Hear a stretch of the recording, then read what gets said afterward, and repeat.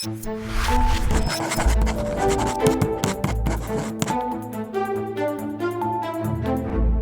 farmers are being hurt badly by, they have very good workers. They've worked for them for 20 years. They're not citizens, but they've turned out to be, great.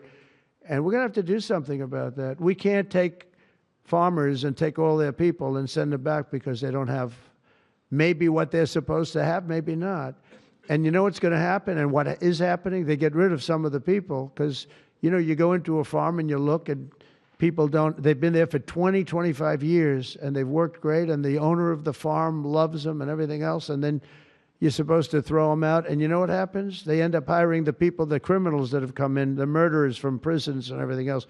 So we're going to have an order on that pretty soon, I think. We can't do that to our farmers and leisure too, hotels. Little backstory here.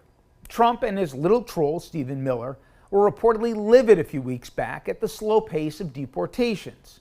Because like in everything in Trump world, they never did their homework. The myths of mass criminality of immigrants, coupled with the limited resource of ICE, made his campaign promise once again empty. So he and little Stephen, they threw a tantrum and ordered tripling of arrests. In addition to the scenes of parents getting scooped up at school pickup lines and arrests at courthouses after duping people to attend immigration hearings, Trump raided farms and workplaces without due process and warrants. So what do you think happened? Half of field workers stopped showing up to farms that many had even worked at for decades. Farmers pleaded with the Agriculture Secretary directly to reverse the idiotic raids that literally threatened the American food supply chain. The Secretary, she decided to make a direct appeal to Trump, who stunningly didn't foresee the obvious cause and effect of rounding up immigrants who worked endless shifts of back-breaking work that Americans refused to do. Trump capitulated after a single conversation, and he posted on Truth Social the equivalent of, "Never mind." This blindsided Miller and other hardliners, and before they could get Trump to reverse course yet again, donors in the hospitality space got Trump to drop raids on restaurants and hotels too.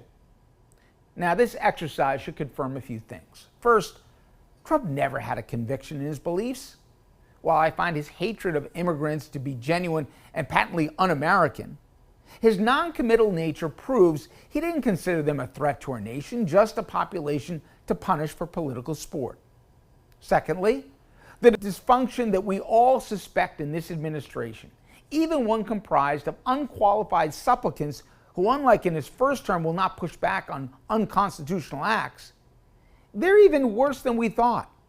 That his cabinet learned of an about-face via Truth Social speaks volumes about the ineptitude that masquerades as leadership. And finally, who among us didn't see from a million miles away the inevitability that without immigrants, our farms would go untended, our restaurants would not have busboys and kitchen staff, hotels wouldn't have cleaning ladies, and so on and so on and so on. That Trump was shocked by this should shock us all. Now, many believe the president is crazy as a fox, but I can tell you as a lifelong New Yorker who knows his full body of work, believe me when I tell you, there's no method to the madness. He is brilliant when it comes to picking fights and enemies, and he's gifted at political theater. Agreed. But being a president is about a lot more than theater. For a policy to work, it has to include planning and foresight. And as we're constantly reminded, that is beyond his pay grade. Shame on any of us if we're still surprised.